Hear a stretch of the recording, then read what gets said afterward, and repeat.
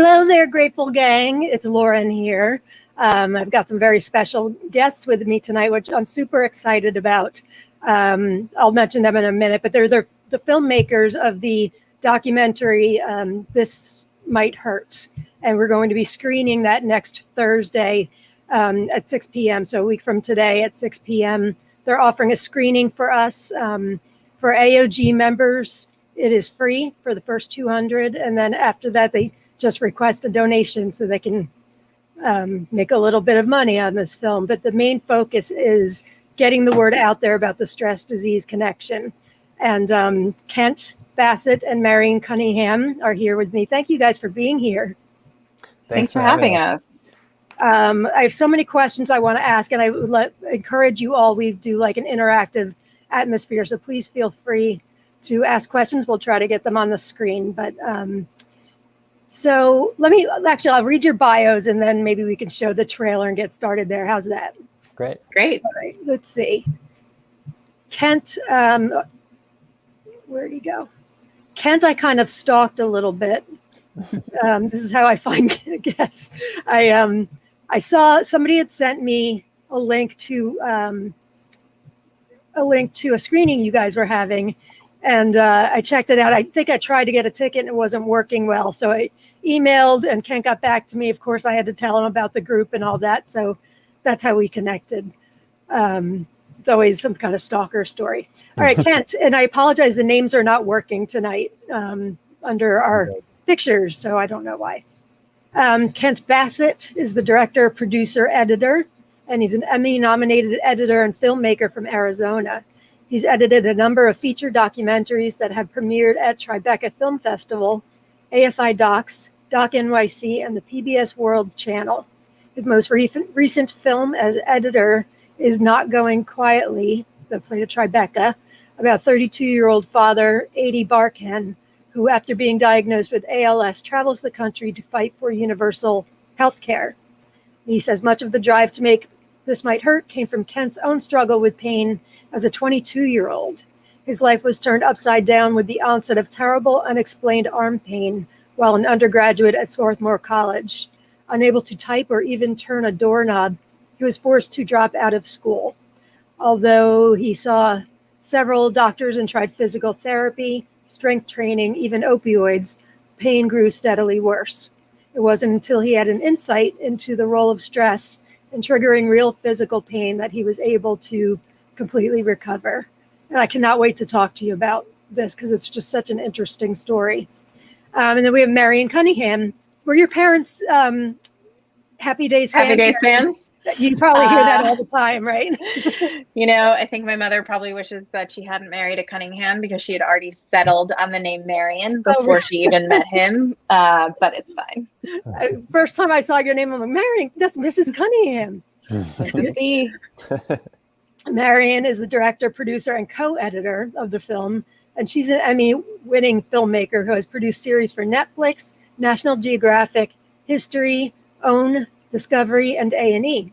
Cunningham joined fellow Chapman University alum Bassett after meeting in New York City.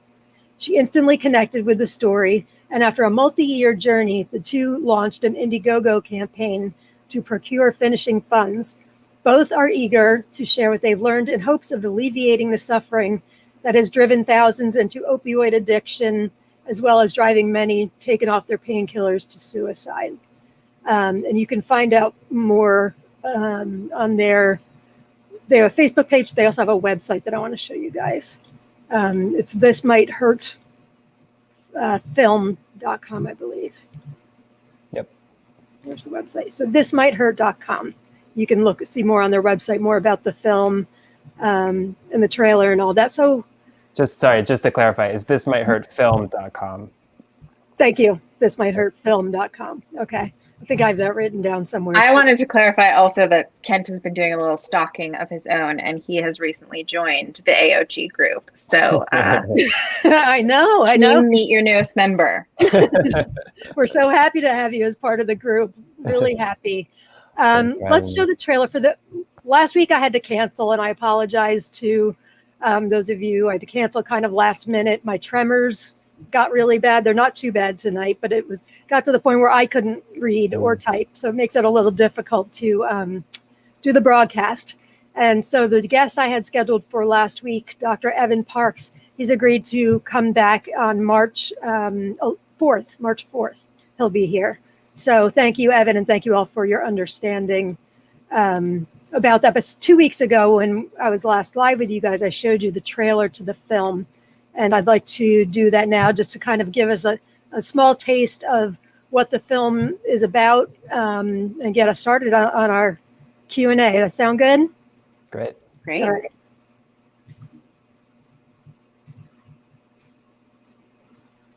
Let's see, this might be it.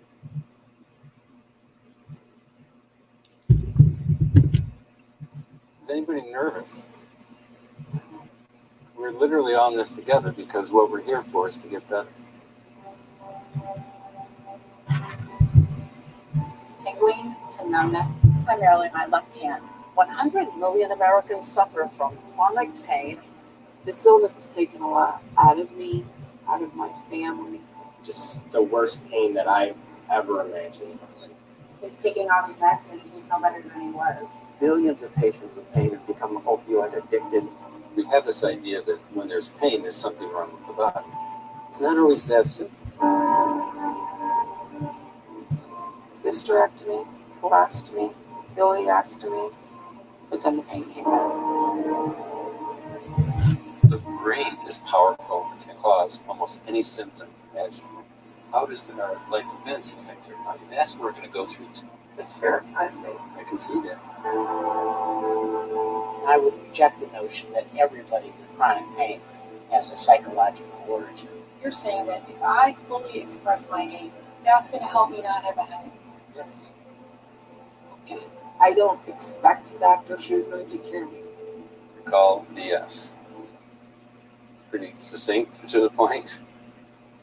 I don't know exactly what to expect. People have been taught to suppress emotions in general. What I'm doing in my class is helping them express rather than holding it in. I fought my whole life.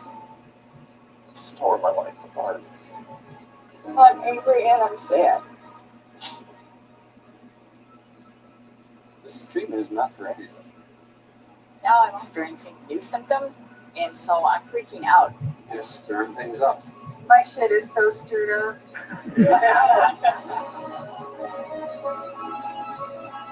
If you had told me a month ago that I could will my pain away, I'd have told you were on drugs.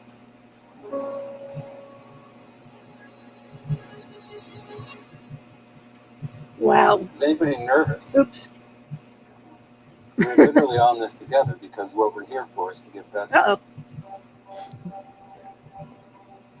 Anyway, that's such an incredibly powerful trailer. It really grabbed me the first time I saw it. It grabbed me right away. I knew it was something that I wanted to see. Mary and I had been telling Kent the first time we spoke, but I went to a chronic pain program 8 years ago. It was in Connecticut. And that's where I first kind of learned about the stress disease connection, the mind-body connection. And I started our group Attitude of Gratitude with chronic pain so we could deal with some of the emotional stuff that goes along with it. So I don't even know where to begin. Tell who came up with the idea. Ken, why don't you get started? Maybe some of your background you can share with everybody. Yeah, sure. I just want to thanks again to the Attitude of Gratitude group for having us. We're really excited to invite you all to a screening next Thursday. My personal experience with chronic pain is a large part of how this project got started. So I had chronic arm pain and for a year was looking for answers, didn't find them, got worse and worse. And then one day I chanced upon this book by Dr. John Sarno and sort of saw myself written in the pages of this book and realized that even though my arms had very serious, severe physical pain that was ruining my life at the time, that it was not actually arm damage. It wasn't damage to the tissues. It was actually stress, anxiety, fear, a lot of fear that I had ruined my arms permanently that was causing the pain. And the cool thing is he also says we have a way to get you out of the pain. You know, it's not just like, well, it's in your it's in your stress, it's in your head, good luck with your life. It's like, it's not in your head, it's in your brain, and there are ways to get out of it. And so that book set me on a journey of recovery. And obviously, this commenter here says the same thing. That book changed my life. oh wow, yeah. The one he's written a number of books. The one I read was called The Mind-Body Prescription. Okay. And that, you know, it really it was a game changer. And I had this crazy experience of being able to like type on my computer, and I would feel pain coming into my arms. I had to drop out of college because I had so much arm pain I couldn't type. And suddenly I was back typing, and I would feel the pain come, and I'd be like, I know there's nothing physically wrong with my arms. I know like that this pain can go away if I have the right attitude towards it. And I would feel it dissipate. It was the craziest thing. And just that understanding that your body isn't damaged, that there is, you know, a way to utilize the power of your mind and brain to work with these symptoms and the underlying things beneath the symptoms was so powerful. So anyway, but then the pain went to different parts of my body. So I got chest pain, shoulder pain. I got headaches, and each place every week it would go to some other place over the course of the summer. And I would be like, wow, like I had no idea my mind and brain could do this, you know, like, and I knew it was something happening mentally for me, because what would explain it moving around so randomly like that? It's interesting with you being so young too, because I know with a lot of us that have been sick for a very long time, we don't start looking into this other stuff until we've tried, you know, every Western medicine thing out there. It's so for you to have an open mind about it, being such a young guy with it, is pretty incredible. Yeah, I was lucky. I mean, I had been put on opioids. I had been put through the ringer in terms of getting physical therapy prescribed that didn't work. I, you know, all kinds of, you know, things that I tried. I read an entire book about tendonitis, like, and did weight training thinking that was something was wrong with my arms. I was so convinced it had to be something wrong with my arms. And then you get so desperate. You'll try it. Finally, I was like, fine, what else can I look at? Because there's no way I damaged my body permanently at age 22. There's got to be another explanation for that. Right. And so, yeah. So anyway, so the pain moved around my body. I sort of was able to like latch onto it wherever it went and understand, okay, this is just my mind and my brain doing this. This is kind of nutty, but it's not a sign of, it shouldn't, not anything to be afraid of. And changing the relation of being afraid of pain to being like, oh, it's just pain. I can be with this. And usually it would dissipate if I wasn't going into a fear, like a spiral of fear. And so that was a really powerful, you know, experience. And then it was 10 years later that I was like, yeah, I had gone to film school. Marion and I actually went to the same film school, although we didn't meet each other while we were in film school. Oh, you didn't? No, it was a couple years later. But anyway, so I became a filmmaker, and at one point I was like, you know, that thing where my mind caused pain and my brain caused pain, that was really crazy. That was one of the most amazing experiences I've ever had. Maybe I should make a movie about that. Really? How long afterwards was that? That was about, I was 22 when I had pain, and 29 when I started getting the ideas to make a film about it. So a while later, and and then Marion met me, and I'm going to hand it over to Marion to like catch us up with what happened after that. Okay. Yeah, so right before Kent and I met, he had actually gone to film the bulk of the story in Detroit with Dr. Schubner, who I believe is going to be on the show next week. So he's the doctor. We're going to do a special thing with him Wednesday, maybe. Yeah, we're going to try to. Yeah. And then you guys will love him. He's great. Everyone loves him. But Can't wait. Especially after you guys all see the film, you're going to want to talk to him. So he's very interesting. So we filmed with Dr. Schubner, and what he does in the film is he holds a class of about 9 or 10 chronic pain patients, and they meet for each week for 4 weeks for like 3 to 4 hours per week, and they work through these issues together. So Kent had filmed the main part of the story, but he was sort of looking for help. I mean, directing a film is so much work. So he was looking for help editing, figuring out what else we needed to get, if we had all the interview bites, or if we needed to go back, hiring crew, things like that. So I joined the team. and tried to raise us some money. We tried very hard, but mostly we were not able to. We had one grant, but so we had to work on the film on nights and weekends for, a few years. Was it really?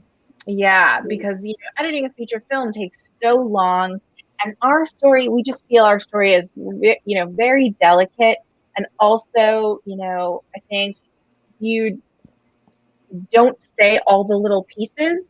I think it can get a little confusing, and also maybe for people who are looking to the film to help on their own healing journeys, you really want to make sure they have all the information that they need, but without it being like, do this, then do that, do this. You want it to be a good story. Beautifully edited. I've now had a chance to see it twice, and it really is a beautiful film. So whether or not you have chronic pain, or live with chronic pain, I know you've got somebody that that lives with chronic pain, and they'll talk in a minute about the types of chronic pain this helps. But please share it, the event. Please share it with everybody that you know. It's a great opportunity for us, and I really would like to get this film seen. So, yeah, and as a filmmaker who hasn't had the same chronic pain experience as Kent has, the film still really changed my life, and the stories really changed my life. It's a lot about having compassion for yourself and those around you, learning how how you grew up, and certain things that happen to you may be affecting you in ways that you don't know, which I think is good advice for anyone who experiences pain or anxiety or any sort of emotional distress. The stories really help dig deep and sort of excavate some of that stuff for our characters. So it's a great watch for anyone. It is, and especially for if you're in the Facebook group, Attitude of Gratitude with Chronic Pain. In our group, we don't talk about the specifics of our illnesses. We work to find ways to deal with our emotional pain, because we know that plays a factor in our physical pain too. So we use gratitude, we use mindfulness, things like that. So it's perfect for anybody in AOG. You really, really want to get tickets for this film. And you can do that a few ways. You can do it in the group. There's a tagged post on gratitudeaddict.com. Let me put this up.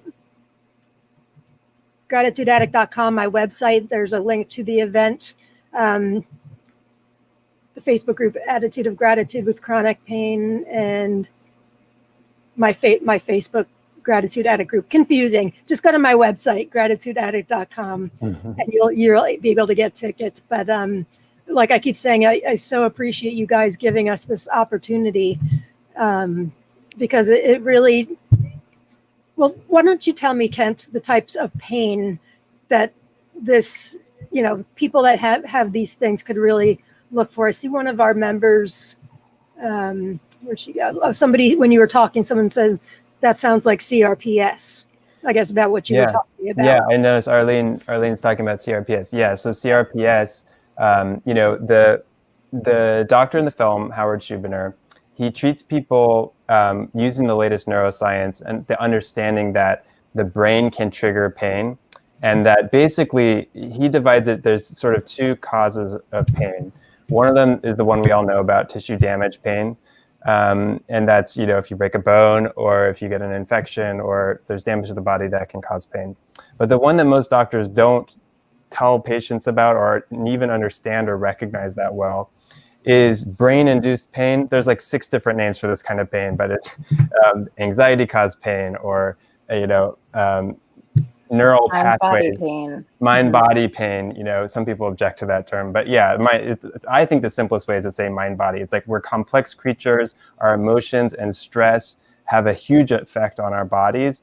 We know there's stories of people even going into comas because of stress that they're in. So if the body through stress can cause a coma, the body, the mind, the brain can cause pain because of stress, because of anxiety, because of many factors. And so CRPS is a classic condition, and we have an interview with Howard that we can share with your group where he goes into detail about CRPS. He's treated a number of patients with CRPS. I know one of the patients he's treated who's had a complete recovery, which is really unusual, and so many people who have CRPS believe that it's an incurable disease, and that's just wrong. It's not true. There are people who have recovered, but it is an extremely difficult disease, and it's the pain is very extreme. We have someone in our film who suffers with CRPS, and we tell his story in the film. But yeah, so CRPS would be generally categorized. Of course, you have to evaluate each person individually, and Howard never says all people with CRPS have X. But it's common that certain conditions are examples of conditions where other tissue damage diseases have been ruled out.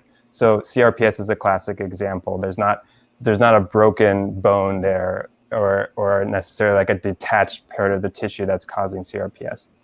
Anything where there's significant damage, obviously, I mean, these techniques can help for sure with the emotions, but you're not going to have a drastic difference as in some of these other conditions. Is that kind of what you're saying? I'm sorry, I didn't totally understand your question. So something like fibromyalgia, which you talk a lot about in the film, Right. This works great for results for fibro, but not necessarily if somebody got injured or something like that. Exactly. Yeah, right. So I'll try to lay out so like certain like fibromyalgia, most forms of back pain and neck pain, of course you can have a fracture in your back that causes pain, but the majority of back pain, even if you have like findings like a disc herniation or something like that, most of that is caused by anxiety, that pain, neck pain, similar. But like other types of pain that are caused by neurodegenerative disorder like MS or ALS are more tissue damage types of pain. Or like, an autoimmune disease like lupus, obviously these kinds or cancer, of course, that's more than tissue damage. And he doesn't treat people with those conditions. He treats people with these other conditions, and he also evaluates each person individually. And some people have a combination. Maybe they have a recent injury that's causing them some pain in one part of their body, but in a different part, they've had migraines their whole life. And migraines, he would categorize similarly with fibromyalgia. The vast majority of migraines are not a structural damage in the brain or mind. It's a neuroplastic, learned kind of pain that you can unlearn. And so in his book, he names all these different conditions. There's about 20 of them.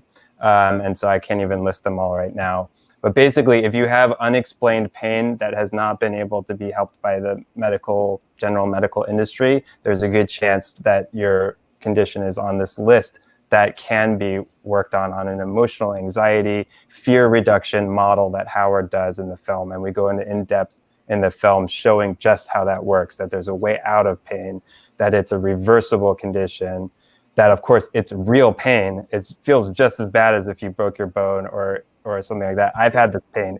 It's horrible. It ruined my life. It made me feel suicidal. I had to drop out of college. It's very severe, real pain, but it's not permanent. It's reversible. There is a way to cure it.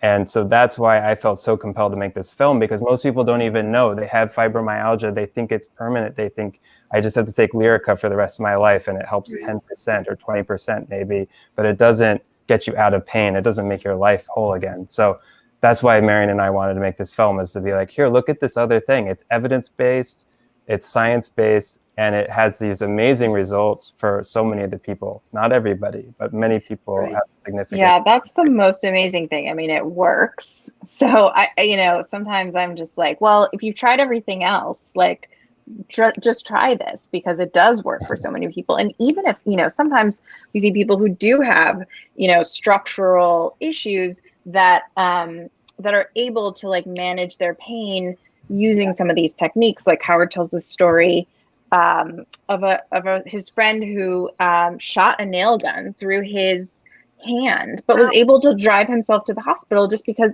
he didn't have those danger signals screaming, so he just like wasn't in pain, even though he was, bleeding profusely. So, so these techniques work. And am I a little frozen? Hopefully that's better. And so they work, and we suggest that everyone try it, especially if you're not having any luck with other types of pain reduction. Right. So it's not in your head, but it's the way your head thinks about the pain. Is that right? Yeah, he always says this, it's not in your head, but it is in your brain. Right. That is so interesting. How do you, I'm assuming you guys get a lot of pushback. I know when I'm advertising attitude of gratitude with chronic pain. I get a lot of pushback from people saying that, you know, we're living in la la land, we're not really dealing with the pain. And, you know, they get very angry. People can get very angry about their pain, have every reason to be angry, for sure. Right. And everybody deals with it differently, but we don't hide, you know, the pain. We just all assume, okay, we're in pain, what can I do to help it?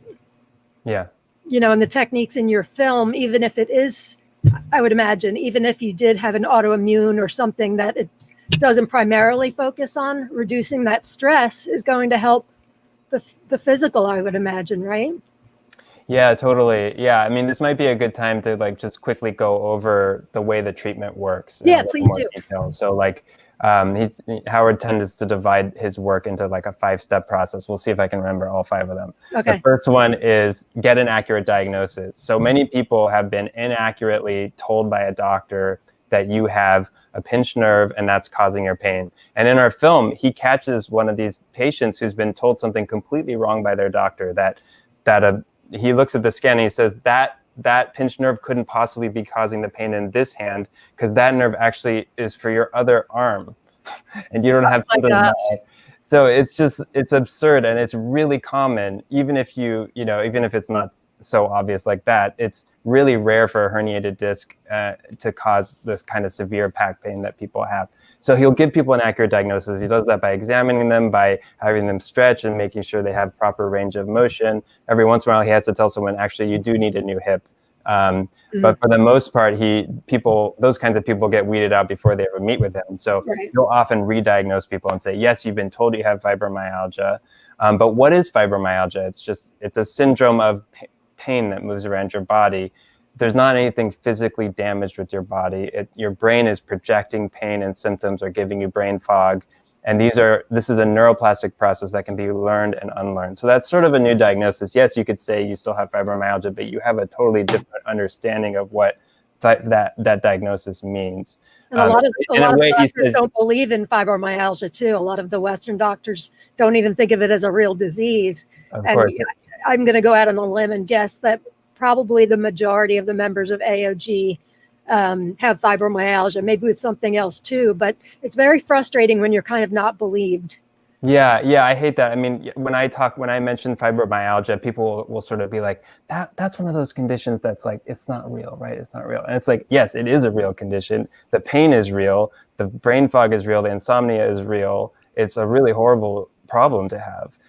But what Howard is saying is that it's not something that you are destined to live with forever. It's a reversible condition, and it was created through a neuroplastic brain learning system, and we can learn your way out of it. So those are the next steps. So can I just say really quick, just because it sort of dovetails off of what you're talking about?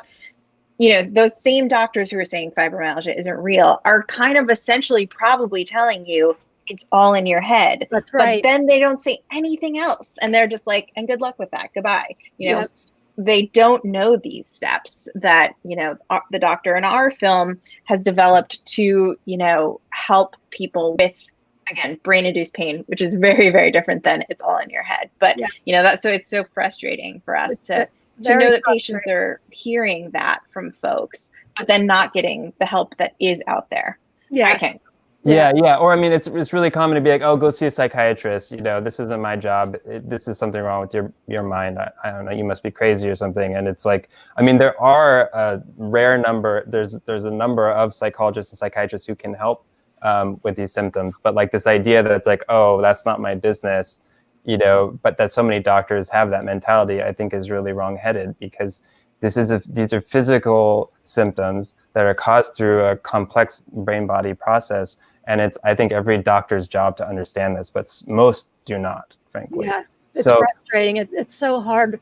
I went a year without being diagnosed properly, maybe even a little bit longer than that. But Marion, you're right. The doctors are kind of like, good luck with that. They don't think of it as a real thing. And then you start doubting yourself. You know, do I really have this? Am I making this up? Yeah, my rheumatologist can press like 11 different points on my body and it sends me through the roof. And those are fibromyalgia pressure points. Yeah. Right. Yeah, maybe in a moment we should play that fibromyalgia video, or maybe half of it or something. And but yeah, so to try to go through the next steps. So after you get a new diagnosis or a proper diagnosis, the next step is basically like learning about the way that the brain can learn through a stress process these symptoms of pain, insomnia, fatigue, and how by dealing with stress and by recognizing what's going on, you can get out of that. So you're sort of educating people about how the brain works and how that mind-body process can create symptoms. And then the next step is what he calls pain reprocessing therapy. So this is when you realize, you say, okay, I have pain, I've got a new diagnosis. Now this pain, this new understanding that it's mind-body pain means it's not a sign of damage. So it's not something to fear. You can't harm your body by bending over and picking something up even though your back hurts. You know that, okay, I've been diagnosed, I've been assessed, I know there's no damage, so this is okay. And as long as, so you stop babying your back. You start doing exercises you were afraid to do because you thought your body was damaged. And that's a really powerful thing to deactivate the fear cycle.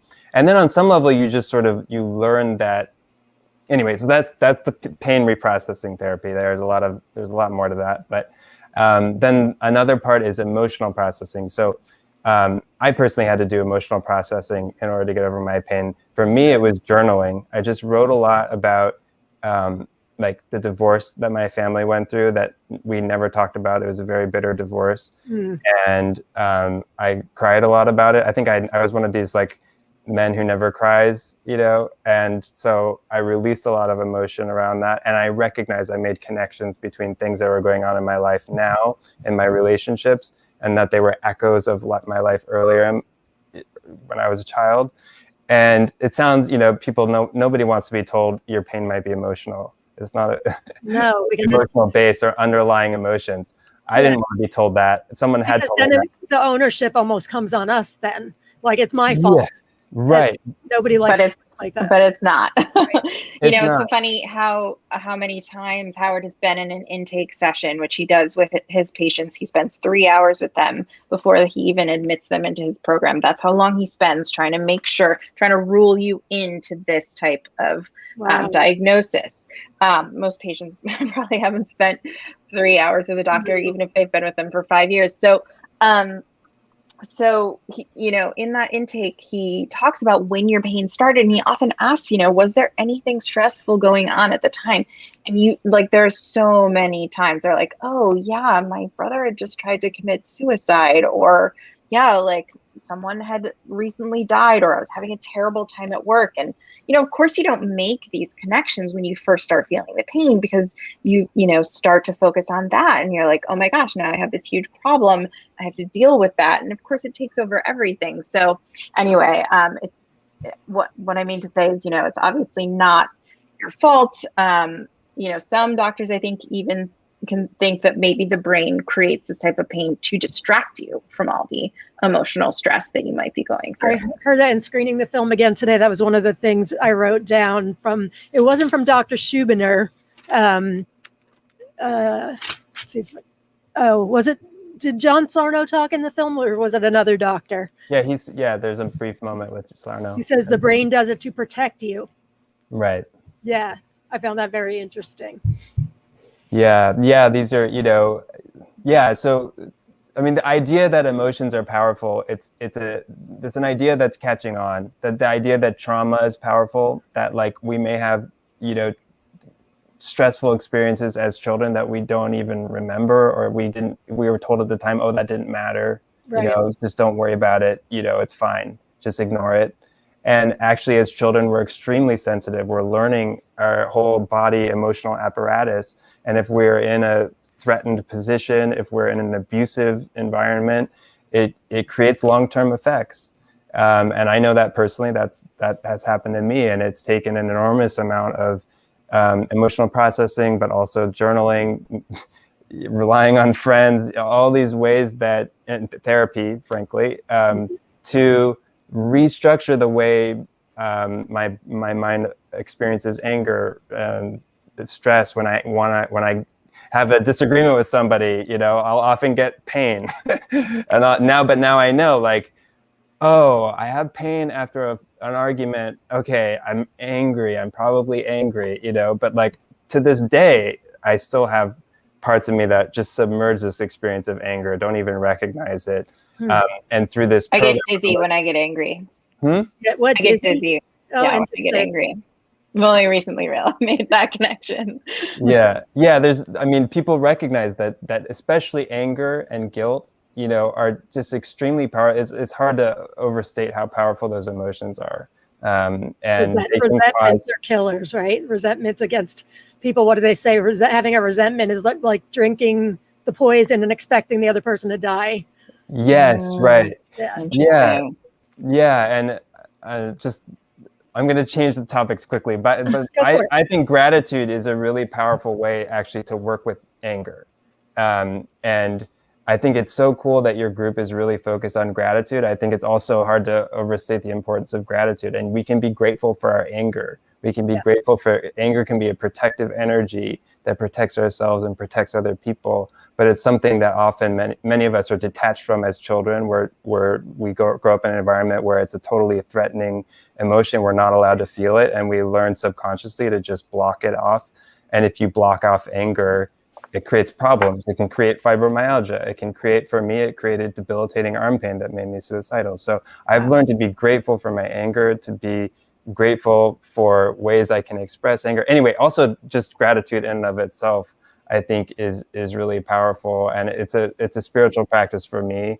I try to take time each day to be grateful for what I have, and for the teachers and people who help me, you know, learn how to relate to my body and my emotions in a more, you know, sane and healthy manner.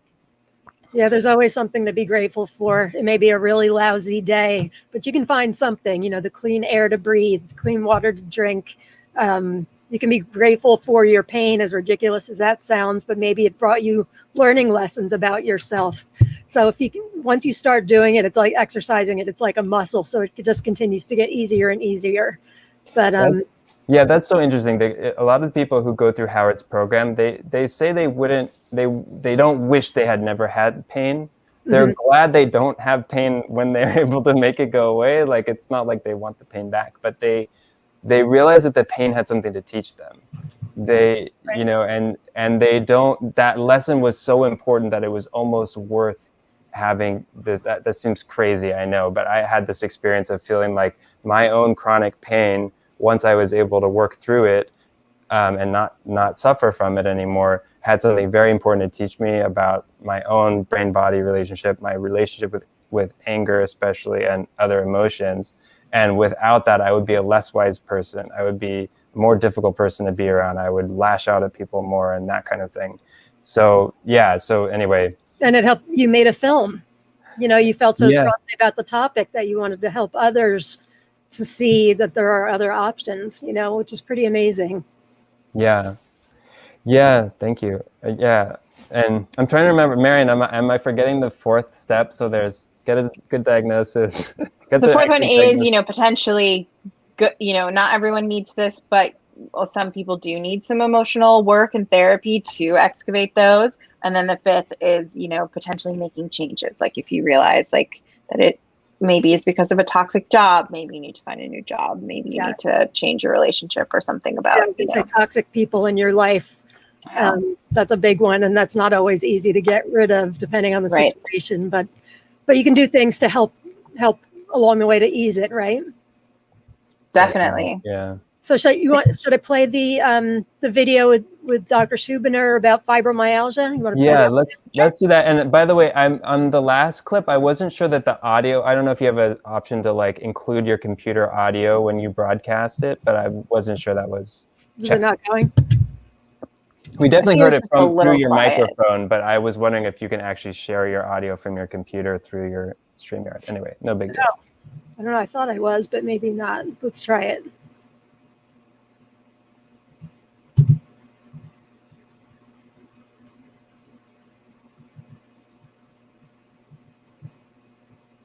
It's coming.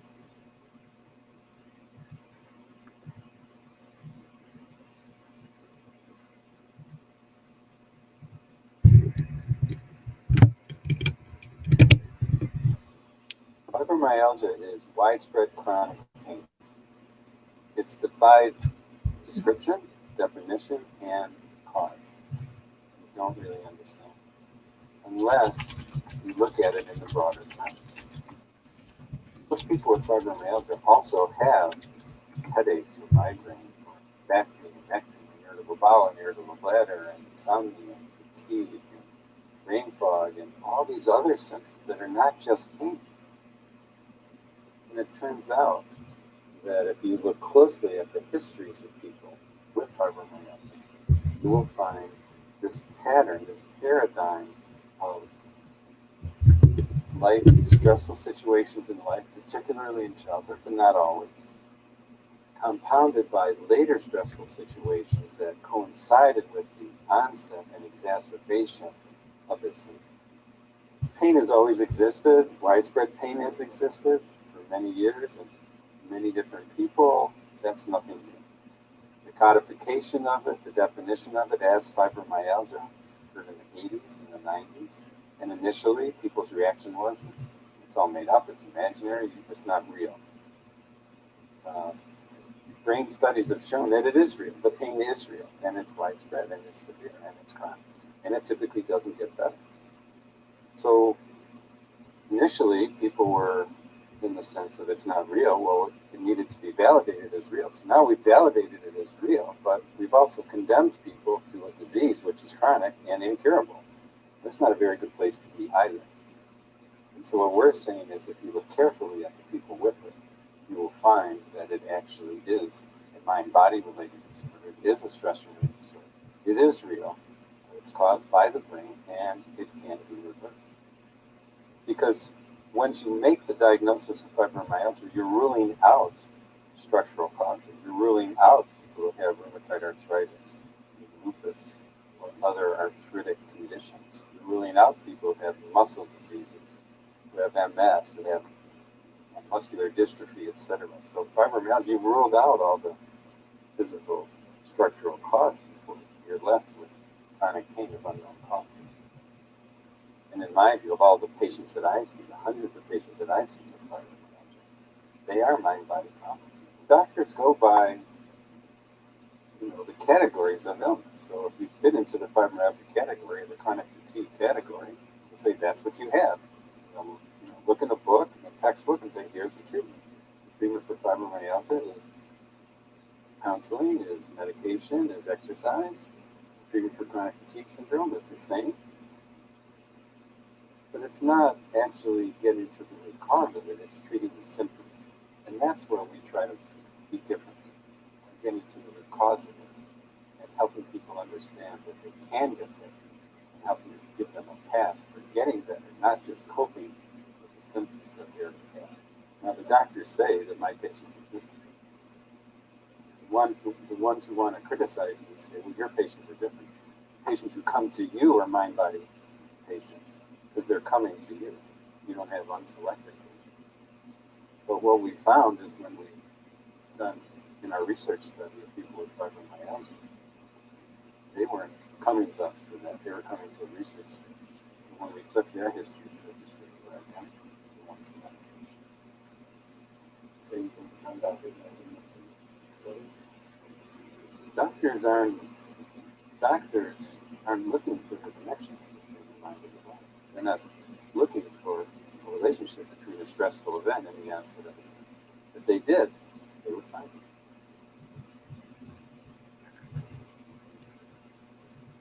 That is incredibly interesting. Fibromyalgia is widespread.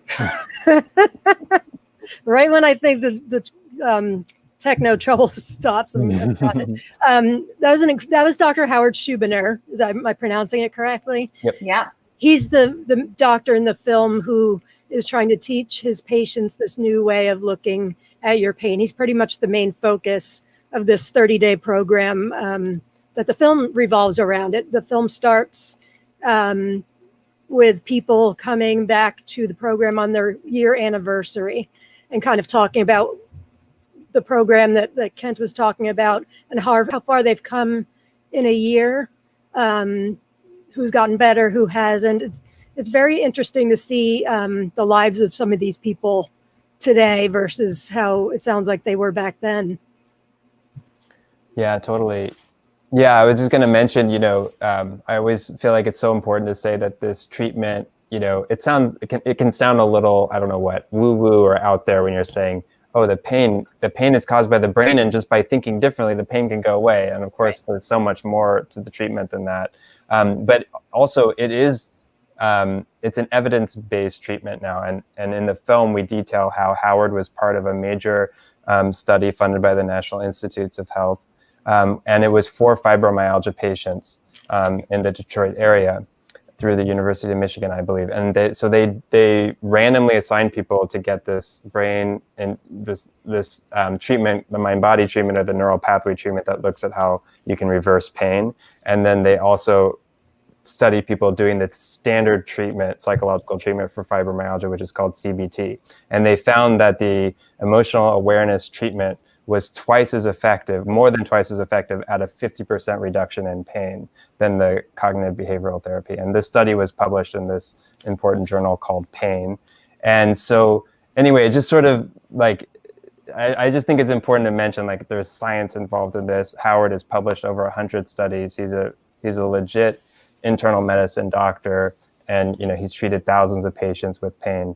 And so anyway, there's just to like clarify that he takes fibromyalgia really seriously, and he spent a lot of time investigating it and trying to understand what's really causing it, what's really going on here.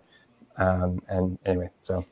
Yeah, in the film, there's a part where he's reading his emails, and I think he was reading some reviews from people, and they were saying like, this is BS and all that. I'm sure he must get that a lot from patients and the medical community, I would imagine. Yeah, he does. Although the medical community is very slowly changing. Good. Because, there's a guy we quoted in the middle of the film, Daniel Claw. He's one of the major experts on fibromyalgia. And he was like, there's not much data to support this treatment that Howard does. And he was right. At the time we filmed with him, there wasn't much data.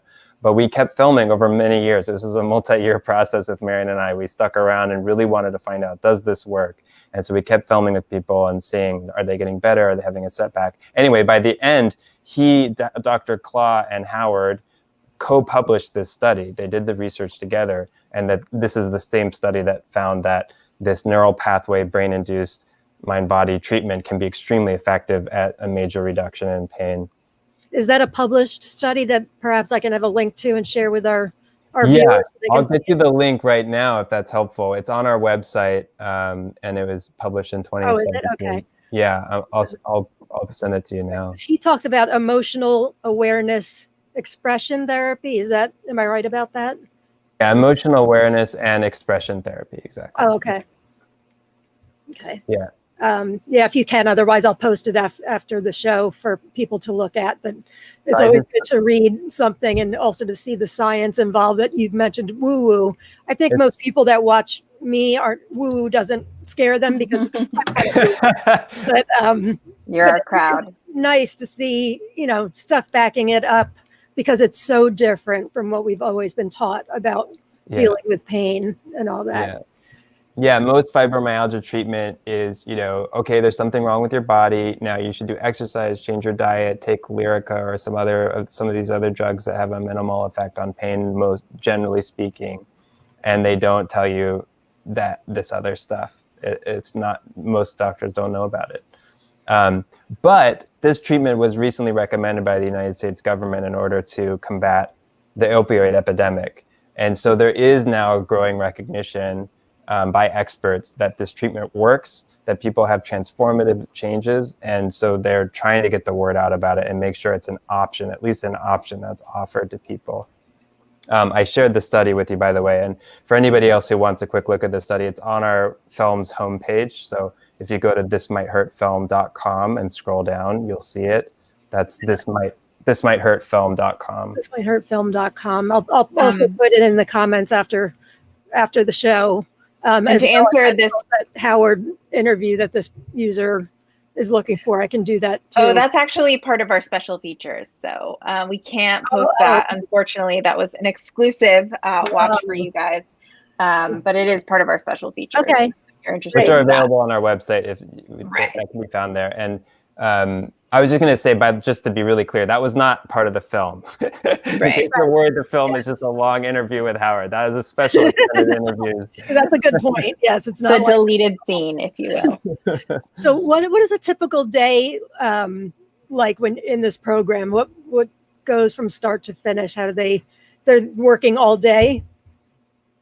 Yeah, I think it depends on, the level of pain. Kim, who suffered from fibromyalgia and who will be with us as part of the screening next week, the Q&A, she had actually been bedridden for 8 years. So she was not able to work. So she spent most of her day just, trying to stay with us. She the one that was mentioning, like listing all of the things she had wrong with her, like the ileostomy and all that stuff. That was Kim, right? Yeah, and she had actually had an accidental overdose on opiates, which is sort of actually what got her into trying this method. Once that happened, it was not, so any sort of like drug seeking behavior. It was just, she had just been on so much meds for so long, so many meds. And, so once that happened, she was just sort of like, I need to find a different way to, survive this pain. So she started transitioning off of opioids and also was able to find this program. So Kim, wasn't really able to work. By the end of the film, that had changed a little bit. No spoilers, but she had a significant pain reduction, was able to have a little bit more normal life. Tony, who's a 12-year-old kid, he wasn't able to go to school. He's the one who had CRPS, and it was so debilitating that he could not sit in a classroom. He ended up having to be homeschooled, but he didn't have much of a life. He didn't have a lot of good friends. It was really hard for him to leave his house. He really enjoyed playing sports, and that was really hard for him to do. And then Maureen, who's the third sort of main character we follow, she was able to hold a job. Most of her pain came at night when she was asleep, so it would actually wake her up. So she hadn't had a good night's sleep in 3 years when we met her, which is just terrible. A lot of people can relate to that. It's a big yeah. So she would wake up in the middle of the night and be up for hours, and it was just really difficult. But she still maintained a job. So it's in for everyone, just like, fibromyalgia, some days are better than others, and right. Some cases are better than others, or easier than others. But really, there were all different types of folks in the film and who, get this treatment.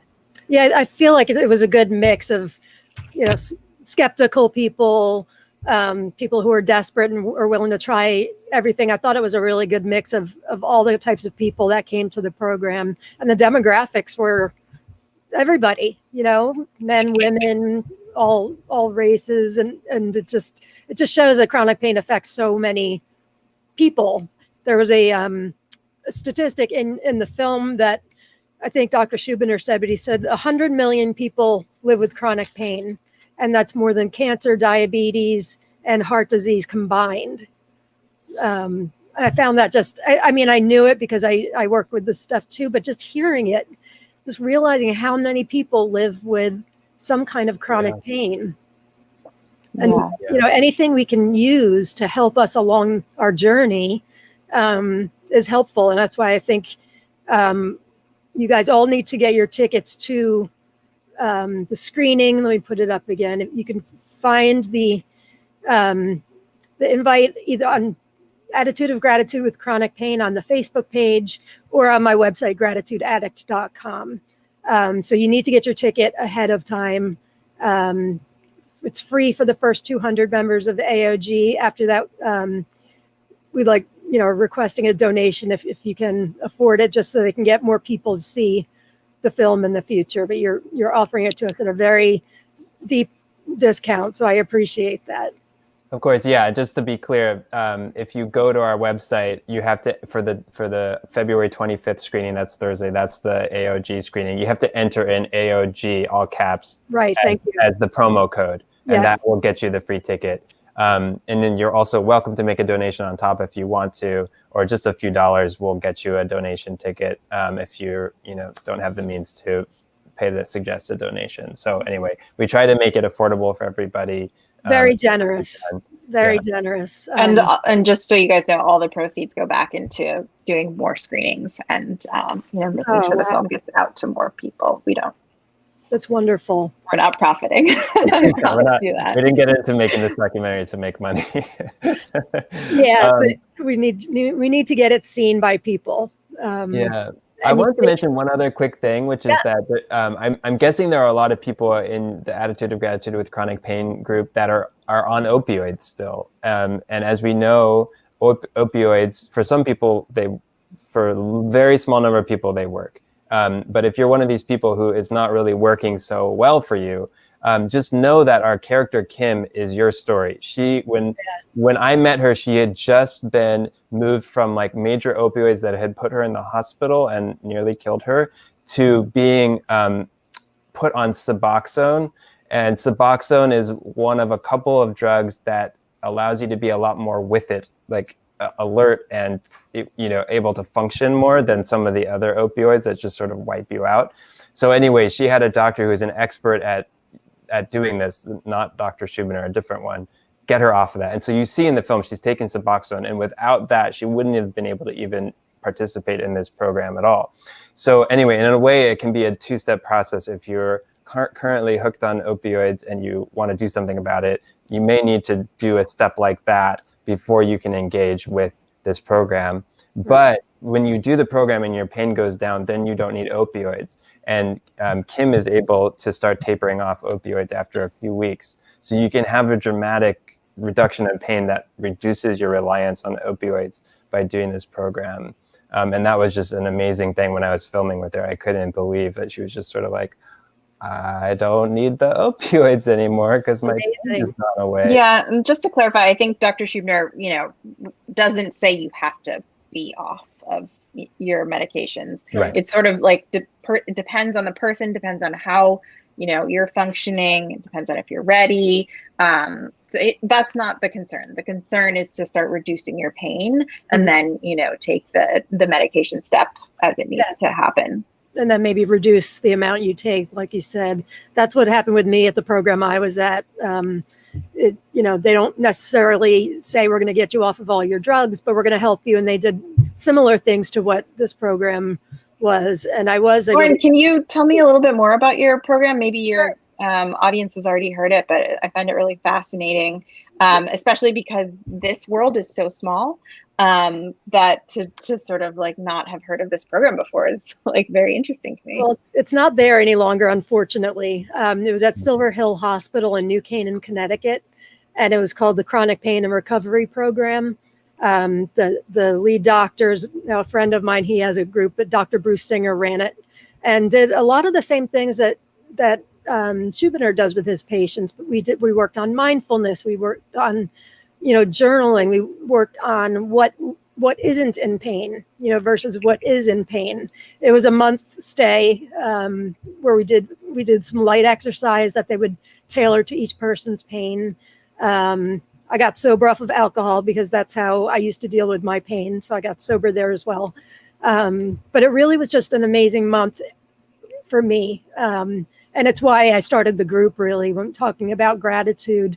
I was living in a living hell, a lot of it self-inflicted because of the alcohol, but I just kind of gave up on myself because I'm like, nothing's working. Doctors don't believe, I guess I felt I deserved to drink or something like that. I don't know, but the alcohol helped until it didn't. And so I got there by way of the alcohol, but this program that my sister found was a godsend. It really was, because, you can take the painkillers away from people, but that's only half the battle. We need to learn how to live with it. God willing, I have a lot of life left to live, and I don't want to be wallowing in my pain all the time. And sometimes it's difficult because we have a lot to complain about. It can get frustrating when you used to be able to do something and now you can't. But we do similar stuff to what you guys talk about in the film, just mindfulness, like I said. We ask a group question every day, but it's always something like, how did you practice self-love today? It's always positive, just because we deal with so much negative in our lives already. Right. But had it not been for that that program, I never would have started Attitude of Gratitude with chronic pain. Right. That's really cool. That Yeah. sounds like a great program. Like I said, it's, you know, some people are skeptical. It's not for everybody. Everybody's got a different journey. But I am amazed. You know, we have 5,600 people now, and they come into the group knowing that you can't complain unless you come to our live chats. We allow complaining there. But we don't talk about our actual conditions, and that is very different from other pain groups. And those groups are important too. We need to vent. We need to complain. But having the community of others who live with it, I think, Kent, you mentioned community earlier, that having that community makes you feel not so alone anymore. Yeah. You know, and I didn't want to talk about my pain for a very long time, which I think was part of my downfall. But I realized that in talking about it, sharing with others, I like to be inspired, you know, and this life is hard. It can be really painful. So if there's anything small that we can do to help ourselves, you know, I'm all for it. And that's why I really, really want all of you out there to get tickets for this screening next week. Let me share this for a minute. If you go to my Facebook page or in the group, you'll see this is the event here. And like Kent said, if you put in AOG in the promo code, you will get a free ticket. You can't beat that for the first 200 people. You know, we're at the hour already, unfortunately, but I wanted to give you guys a shout out as well, that you had a big day today. You had Dr. Schubiner was on the TV show, The Doctors. Yeah, that was so cool. It was a great segment, and also we were featured on a San Diego news story as well in connection with The Doctors. So yeah, it was we had a lucky media day, and now we're here with the Attitude of Gratitude. Yeah, yes, yeah, glad you came with us. Well, I'll show that video next week. We're still working out the details, but what I believe is going to happen is I'll talk to Dr. Schubiner on Wednesday, the day before the screening, and then hopefully you can stick around after the screening and give us a little Q&A, because I know that people are going to have a lot of questions. I do myself as well. Yeah, that's one of the exciting things about. So if you sign up for the screening with AOG promo code, all caps AOG, then you can sign up for free, and there's going to be a Q&A after the screening, and you guys can submit questions to Dr. Schubiner there about, you know, any response you have to the film, or if you have a question about your specific condition, whether it's fibromyalgia or CRPS or back pain or neck pain or migraines or all the other, you know, associated types of chronic pain. You can ask them a specific question, and we'll try to get to as many questions as we can at the screenings Q&A. Well, thank you again so much. The name of the film is called This Might Hurt. You can visit the film's website, thismighthurtfilm.com. I think I have that banner somewhere. Yes, thismighthurtfilm.com.